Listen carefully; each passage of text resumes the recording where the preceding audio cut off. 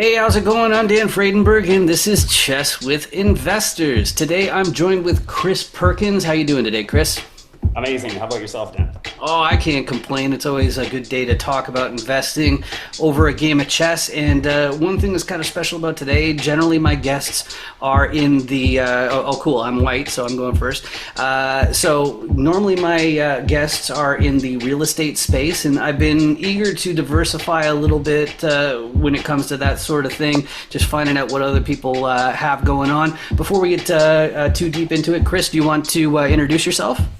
Yeah, for sure. Chris Perkins, CEO and founder of Abundance Asset Management. And, just long and short of my investment career, I started in the restaurant business when I was 21 years old and kind of started as a commercial real estate investor, ironically enough, at 21 when I bought that restaurant.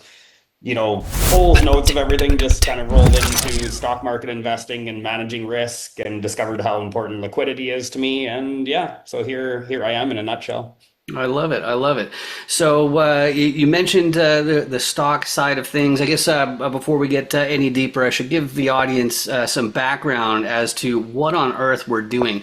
After all, this is the internet, and you have to do something a little bit different to stand out. And what hit me is that sort of is a little bit like the show on YouTube with the hot wings, where it's very awkward for everybody, and because of the spice. I figured, why not give a little bit more going on and find out a little bit about people's personality while we're finding out what they're doing in their investments, a little bit more casual. And so that's how I started this. So me personally, a lot of people online, they know me for my Chance Encounters series on dandoesdeals.com. Some other people have found me through my search engine optimization endeavors through realestateisascam.com. But Chris, can you tell us a little bit more about abundance and what you do as far as stock picking or anything along those lines? So it was kind of a process of elimination, basically. So, we kind of looked at the data, took a deep look at the data, obviously, and it's like originally I just wanted to kind of pick the top 10 stocks in the S&P 500 because they're producing most of the returns of the S&P 500. But then you get into kind of arguments, well, not arguments, you find yourself getting defensive about like, this is why I'm picking these stocks, this is why I think they're going to be great in the future, so on and so forth. But when you're picking, say, 10 stocks or 12 stocks for a portfolio, then people are like, well, I don't like this particular company. And you get into the details of like, what happens if this company starts not doing well?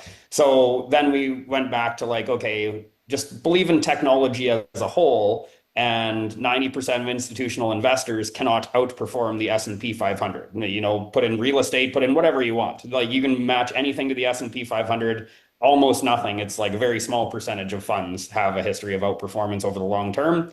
The QQQ or NASDAQ 100 has that outperformance over 25 years now, right? Mm-hmm. So we invest in the in the QQQ because it outperforms the S&P 500 and it's more focused on tech. Mm-hmm. And so by doing that, that mitigates risk because we don't have to pick stocks. Mm-hmm. Mm-hmm. Automatically rebalances every quarter. We don't have to worry about what's going on inside that index. And so in order to manage risk, we sell stock options using that as the asset. And I don't know what you know about selling stock options, but most people know the buying side of stock options, but are unfamiliar with the selling side. Right, exactly. The shorting versus going long on things, and that's something where I remember when I was an outsider and I was learning on it. As a matter of fact, the way I learned it was from currency trading, because I figured, well, a stock can go to zero, but the currency of a major country, it's not going to go to zero. It's always going to be worth something. And so I guess I'm revealing in the process that I'm extremely risk averse in general. When it comes to stocks, it concerns me that, they all have PR departments, which basically means they've got people whose job is to spin the reality to be a little bit more palatable for everybody. And that's a little bit scary to me. So I'll give my version of what long and short positions are. So so long is where you buy with the intention to sell in the future because you think it's going to appreciate in value. Well, some brainiacs figured out that, hey, well, if you can borrow some stocks at a certain price and then you sell them because you figure it's going to drop in value, you can buy back your stock and then return the stock that you borrowed, and then the difference in the price is what you end up gaining there. So Yep. it's not specific to stocks. It can be just about anything, but you have to have access to that sort of market in order to do that sort of thing. It looks like you had something to add. Like I think at first you were a little bit iffy on my definition of what a long position would be. No, your long position was great. It just the description you gave was surrounding stocks and not really options. Yeah. Yeah, right, So right, yeah, right. yeah. So options work a little bit differently, and that's how Abundance Asset Management generates cash flow from the QQQ. Gotcha, gotcha. And so then I guess the other thing that's on everybody's mind, I don't know if you're aware of this, but I'm from the internet. And so, Yeah. right, so like my background, that's from my last apartment in Taiwan, and I'm currently located in Canada, and Chris, you are as well. However, all of my activities in terms of speaking to investors, creating content, and that sort of thing, it's all focused on the American market. So I'm aware that I'm good friends with several of your clients, and they've got nothing but good things to say. And of course, that doesn't constitute financial advice. I'm not a this, that, or the other thing. But since they've said nothing but good things, that's encouraging. So why don't you tell us a little bit about your thoughts in terms of, or your process in terms of separating between the Canadian market or offering your services to Americans? Like, is it both? How does that work? Yeah, so that's an important question, I guess. I'm Canadian, but everything to do with the fund is based in the US. Eventually maybe I will move to the US as well, but both of my other co-GPs are based in the US and everything to do with the fund is based in Delaware. So, basically the only thing that's Canadian is me. Right, right. Yeah, it's that sounds familiar. Yeah, And it's a that's 506c fund, right? So it's on, if you dial up the SEC website, you can search it under my filings, like my Form D under the filings there. right. Excellent. So that means only accredited investors are able to invest. So make sure that you qualify for that. Either through income or through net worth or through the incomes in combination with your spouse. Yeah. So that's good stuff. So we're now 10 moves in. This is we're playing a rapid game, which is this particular format. It's a 15-minute game. What we hit 10 seconds of increment. And part of what I'm up to, the reason why I thought this was so important to build as a podcast is the fact that it, of course, the fact is it gets you pretty distracted as you're playing here, and that's one of my favorite things about this show is that I feel like there are a couple things you get from appearing on this show. One is I think it's a better level of relationship in the sense of you understand how somebody ticks a little bit better if you played a game of chess with them. But the other thing is getting people off script, especially I'm no spring chicken anymore, but sometimes you get somebody who's like 20 something. They rent a Lambo for the day in a luxury Airbnb. They do a photo shoot to basically appear more successful than they actually are. And Yeah. and when they come on a show like this, you get to you get them off script a little bit, and you get a little bit closer to the truth.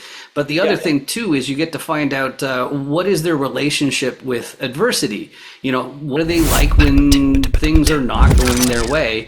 And that's always exciting. So I don't know if you have something to say about that, but if you don't, then what's your maybe you can mention what your background is in chess and Yeah. how you learned and all that sort of thing. Go ahead. This is probably in my entire life the sixth game of chess I've played. Mhm. And as far as dealing with adversity, I went through some tough times through COVID, and I had a lot of real estate investments at that time as well. And essentially, in a nutshell, I lost, across real estate investments, rental income, things like that, I lost 90% of my net worth. And because of the early ages that I was earning a lot of my money, like that I was working for a lot of my money, my self-worth was really attached to my net worth, right? So then when you lose 90% of your net worth, it's really hard not to lose 90% of your self-worth. And so I struggled through all of that. And, these things that don't kill you make you stronger, so on and so forth, right? But I learned really what risk management was to me because I had a real estate portfolio of 22 properties at one point, and I was cash flowing about 40 grand a month. And then, had to pay a few mortgages on top of that. So probably netting, between 25 and 30K a month, depending on what happened. And then overnight after COVID shut down everything, my income went to negative 12,000 a month. And it's like to go from that to the other extreme. And now I'm in a negative cash flow situation. And I have all these properties. And when properties are vacant, I don't know how many people are going to know this, but insurance costs rise drastically and upkeep rises drastically. Plus, now you have to pay for all the triple net costs because there's no tenant in there, right? Hmm. Hmm. So it's just a cascading effect that I think a lot of investors don't take into consideration because they are like, oh, worst case scenario, I'll rent the property out, which is not a worst case scenario. In my experience, anyways. Hmm. Hmm. Yeah, yeah, it's that's really tough, and so I guess that kind of dovetails into my other question. We'll get which is one thing that hits me is so strange is that everybody lives in housing, in real estate. So how on earth did real estate wind up getting the label alternative investment? It seems a little bit strange when it's like, you can't eat a stock or an option. That always hits me as funny. You have any thoughts on that one? I do. Real estate as an investment, I think, has been far over commercialized by the banks. It's an unpopular opinion with a lot. I have an unpopular opinion with a lot of people, and then I talked to this mentor that I have in Silicon Valley, and he's like, "If most people are saying you're crazy, you're not doing the right thing, you're probably onto something." Hmm. Hmm. Yeah, that's So right around this time, I was having this epiphany, and I take Grant Cardone for what he is, and I don't love. I just try to take everything like a little piece from people, right? That it's like, okay, that's a little bit of knowledge that I can take to take to heart, right? And he said I would never buy a piece of real estate to live in. I would only buy it as an investment because it's an expense either way. mhm. And then you piece that together with something someone else told me is like, okay, if you are renting, that's the most amount of money you're going to pay to live. Right. If you're paying a mortgage, it's the least amount you're going to pay to live. Right, right, yeah, absolutely, absolutely, and it's funny because like when I decided when I saw that the domain realestateisascam.com was available, I scooped it up immediately just for search engine optimization reasons. But the second reason is that just because I'm like as a tech person, my background was in the CRM space specifically, that form of technology. And coming from studying engineering, I found that we are generally ultra skeptical people. And so when I was thinking, like, what do I do with this domain that makes a lot of sense? I figured I might as well go, oh, you're skeptical. Well, hold my beer. Yeah. It's like I'll show you skeptical. And what you're saying about how, as an investment, your own primary residence, it's pretty iffy. That's always something that hit me. I guess maybe it was an intuition I had at like from a young age, or something. But I just felt like. It'd be just my luck that when I have to sell, it'd be at the worst possible time, and I would lose so much money, it'd just be bonkers. And so like that's the part of the name real estate is a scam that Yeah. really is, self-describing a little bit. And yeah, that's I think that's a good one. Do you have any thoughts, or you want to go on to the next? Yeah, I do have thoughts. I don't want to dwell too much on real estate because I don't like to, be like, oh, I'm against it. It's right for some people, it's not right for me. And I just looked at the transactional friction of real estate, and I'm like, to deploy $1 million in real estate is going to cost somewhere in the neighborhood of 100 grand just in fees and appraisals and environmental studies that we have to do up here. All of these things. So it's like, how do you mitigate that? And it's like I can do $1 million transaction in the stock market for $3. Right, right, yeah, yeah. That's absolutely mind blowing. And you think about when it comes to brokers, there's a lot of talk right now about how like the 3% figure. Does that actually make sense? Does it actually reflect the effort and the commitment and the what is it does it really get rid of the conflict of interest? They say that the interests are aligned, that it's like, oh, I'm on your side because when you get a higher price, then I get a higher commission. And honestly, that's not really accurate because most of the money is going to the brokerage. And so you getting an extra like 15 grand for your house or whatever it is, it's going to translate to an extra couple $100, which basically means they're better off selling your property sooner at whatever offers on the table instead of turning around and actually making more money with it. So it's Yeah. it's Kind a of, you could liken that actually to financial advisors selling high fee mutual funds. mhm, mhm, It's a similar situation, right? And that puts a dry taste in people's mouth as well, as mhm, far as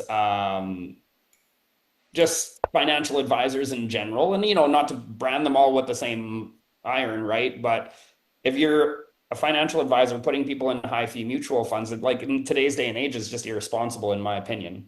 mhm, mhm. Yeah, that makes sense to me as well. Because things really are getting more and more competitive. Technology is making it possible. So I guess since we've hit that, I wonder, is this what I think it is? Yeah, there it is. So I'm going to hit the rematch button here because I think we got plenty Didn't more. take you long to wipe me out. I have like no experience with this game. Right, yeah, it's well, it was an interesting opening because yeah, you were very closed, and so figuring out how I was going to get in there was a little bit tough.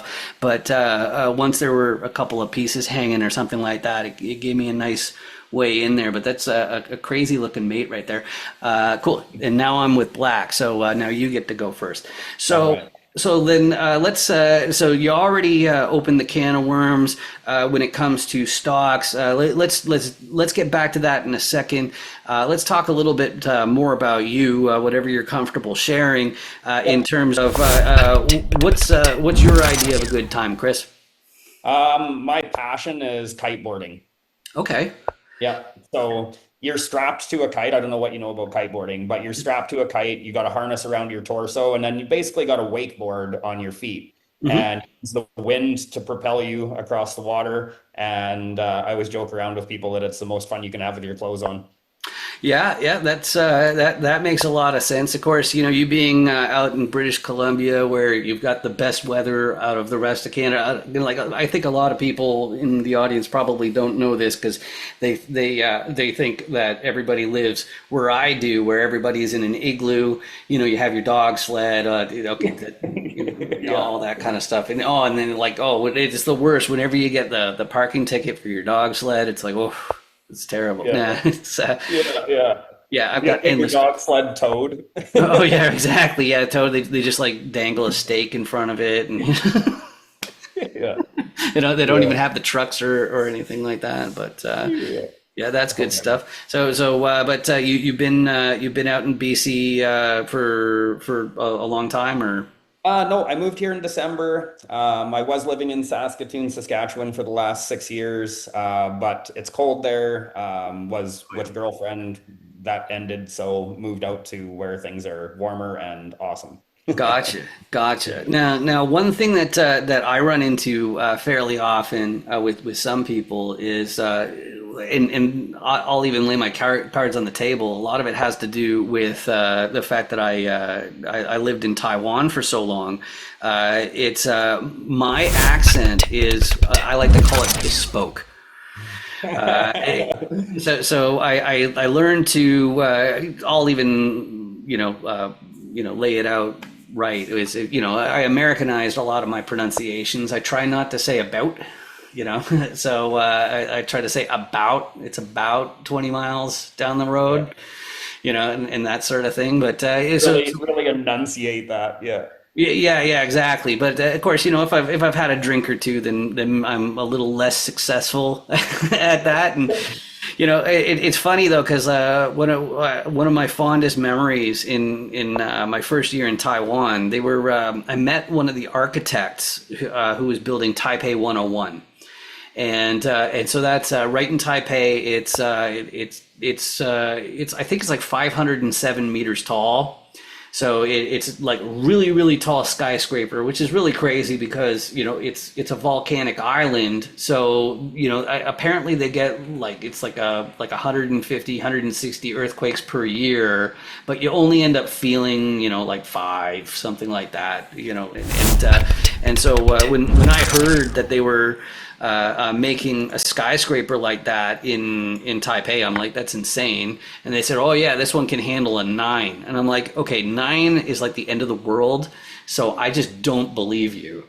But it Yeah. was kind of funny because when you actually go up the tower, you can see the shock dampener, which is this Yeah. enormous ball that's set up to these hydraulics and high tension wires. And I was looking at it, I was like, you know what, that'd work. So that was pretty wild. But the funny part of the story was there was a Taiwanese girl who was trying to pick up the architect, but the architect was from Britain. So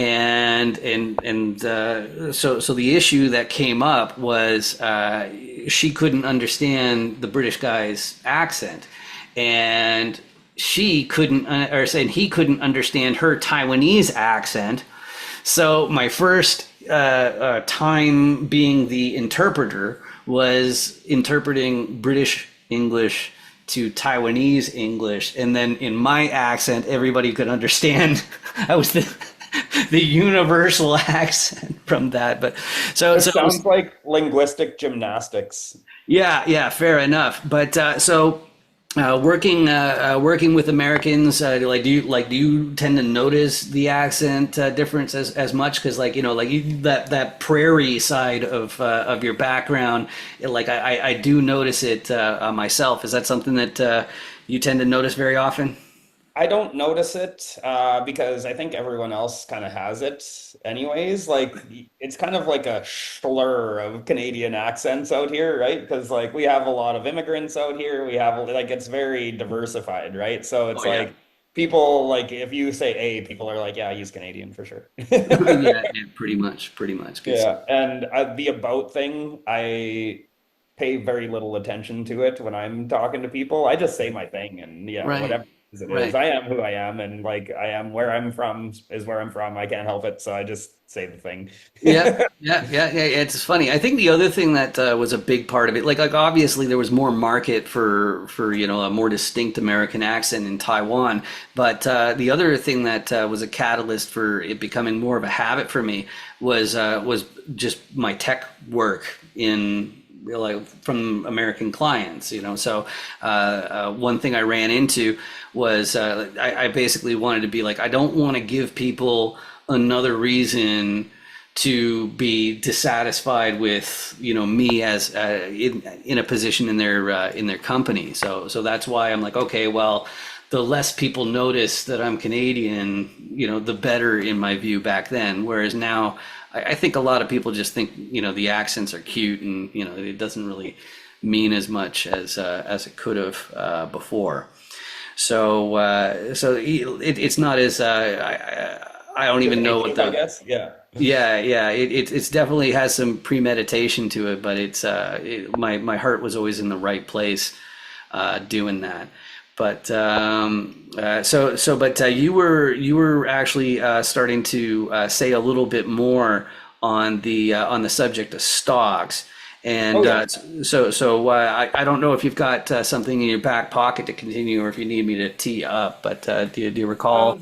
No, I've always got something in my back pocket, and I do a lot of because a lot of the investors that I talk to, their histories in real estate investing as well, right? So this is not, drawing the likenesses between you have an asset class, right? Like let's just say real estate is an asset class and the stock market is an asset class, right?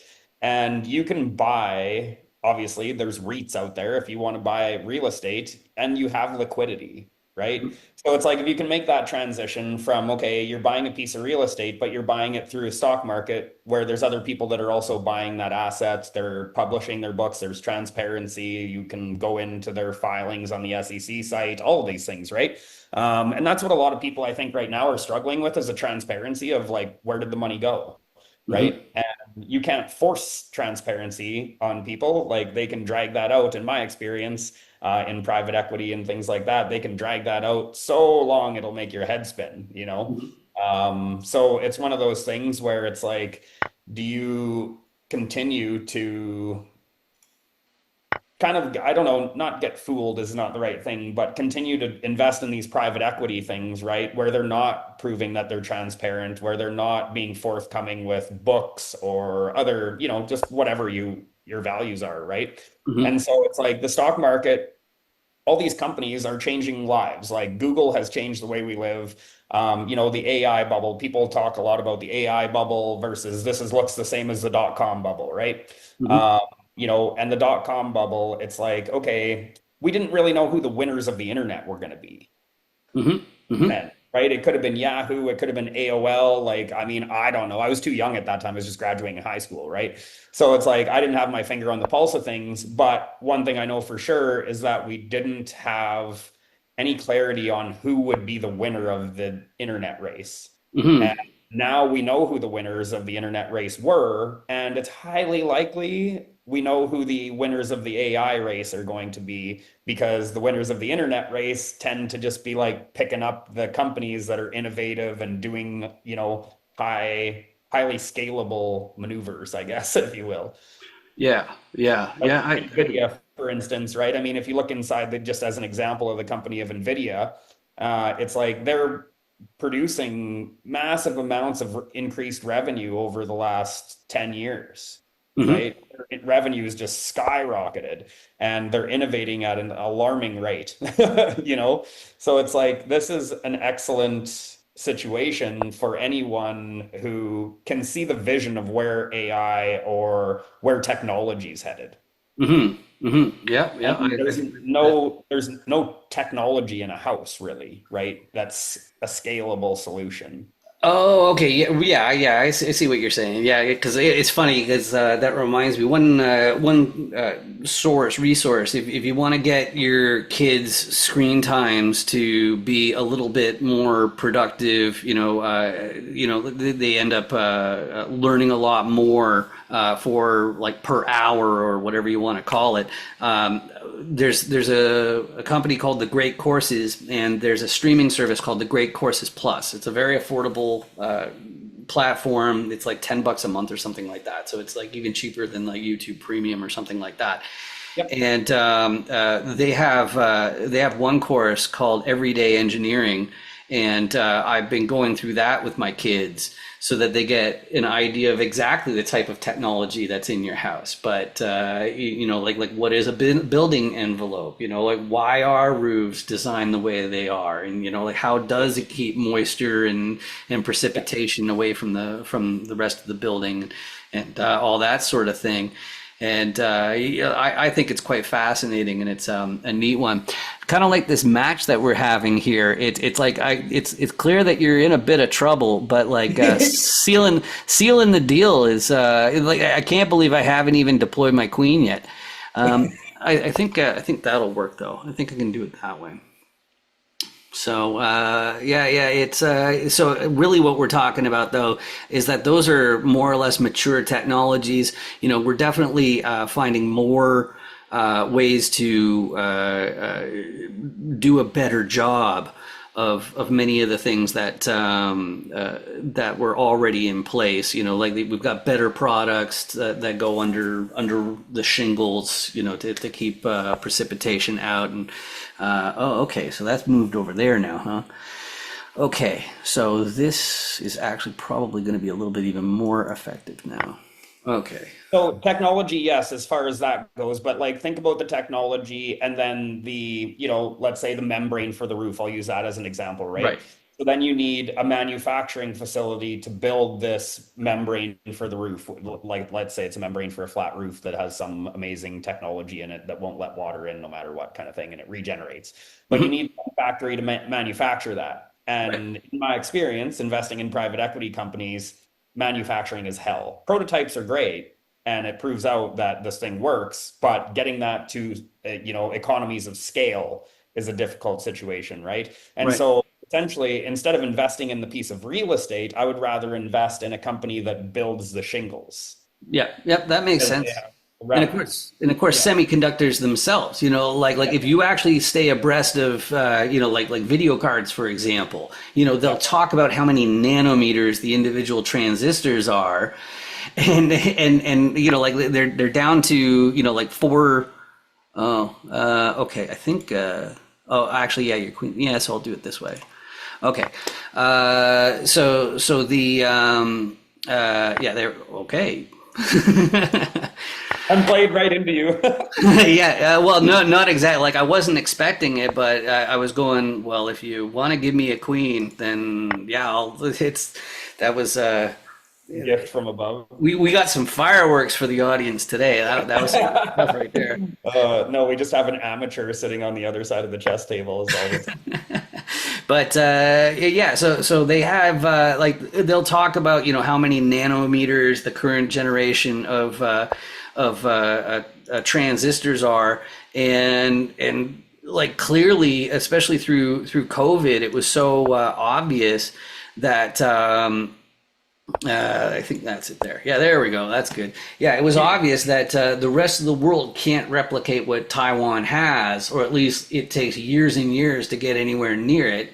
And yeah, so they go for that economy of scale to yeah. where they can put out so many of them that typical purchasers, companies that need GPUs, like the AI companies and stuff like that, it'll either be too expensive to produce anything that compares, or they Yeah. just won't be able to get enough per year to really do what they want to achieve. So I'm definitely on board So with what you're saying. that is exactly what I would call, well, Warren Buffett would call a moat, right? That's your moat around your company, the barrier to entry for someone else to come and do what you're doing, even Mhm. like despite patents or anything else. It's like, let's say there's no patents on anything and they could freely come in and do whatever they wanted.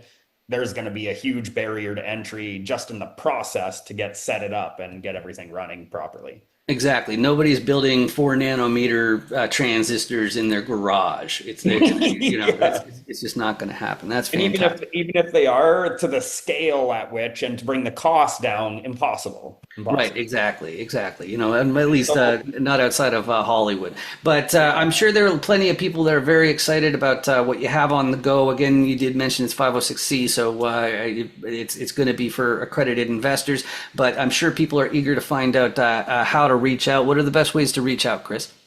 Email Chris at abundanceassetmanagement.com. Yeah, that's about it, really. Or you can go on the website or my LinkedIn profile and book a call with me. The best way, I think, is just let's have a conversation because in abundance asset management, we don't claim to be right for everybody. If it fits in your portfolio, fantastic. But the other thing that I really love about what I'm doing with abundance asset management, we prioritize education. So I will actually show you how to trade. Like, let's say that you wanted to invest in abundance asset management. I could show you how to trade our system for a month for free. You have a 30-day trial and you can see exactly what abundance asset management is all about and what we do. I love that. I love that. And if you're thinking about reaching out to me, you should probably know that LinkedIn's the best way to reach me. That's where I spend most of my social media time. I got this really distinct last name. It makes me really, really easy to find on the platform. And if it brings me to my public service announcement that I like to do at the end of all my content, which is if you've been watching this episode of Chess with Investors at chesswithinvestors.com and experiencing searing pains in your eyeballs, maybe like migraine like symptoms, I'm confident it's because of the downright hideous subscribe button that you probably forgot to hit. It's an honest mistake. Lots of people do it. I know that it's completely free to click the button. If you want the full disclosure on why I am encouraging people to hit it, it's so those deadbeats at YouTube start to pay for these videos instead of me and our sponsors, which we'll have words from in a moment. But the fact is, it just means that my videos might show up on your list of suggestions. You can feel free to ignore those suggestions because, quite frankly, I just appreciate the fact that you spent this time with us. Just like Chris, I appreciate you joining me. This has been fantastic. Yeah, it was fun. It was lots of fun, Dan. Thanks. Awesome. My background has been in alternative investments for the past 20 years. I've seen just about every type of fund, worked on the accounting and operations side, and even at some of these big banks that I worked for, worked on a lot of projects behind the scenes to really hone my craft and, create Cardinal Financial Consulting and help people set up the right structures, handle the accounting and operations behind the scenes, and really take that away from the CEO's responsibility to make their lives streamlined.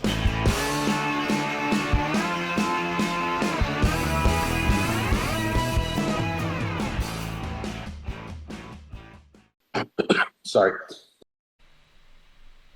Oh, hey there. I hope you enjoyed the show. And if you are into chess, if you play chess and you're an investor of some sort, real estate or otherwise, well, you can be on the show too. I know, right? All you have to do is connect with me on LinkedIn. My name's Dan Fradenburgh, so I'm super duper easy to find on LinkedIn where I spend most of my social media time. But if you're one of those people who just don't play chess, don't pay attention to him. I don't judge. All you have to do is go to dandoesdeals.com and you'll find the Chance Encounter series where you're welcome to be a guest on it, where you can share your core competencies that you're likely to contribute to a GP team or a JV. You don't have to be doing syndications.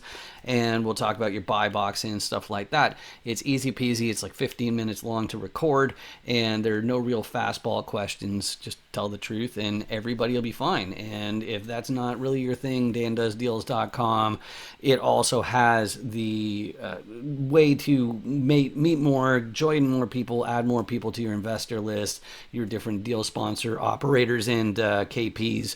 And passive investors, all that kind of stuff. I'm probably repeating myself, but I'll give you the rest of your day. I appreciate you watching Chess with Investors. See you next time. Bye.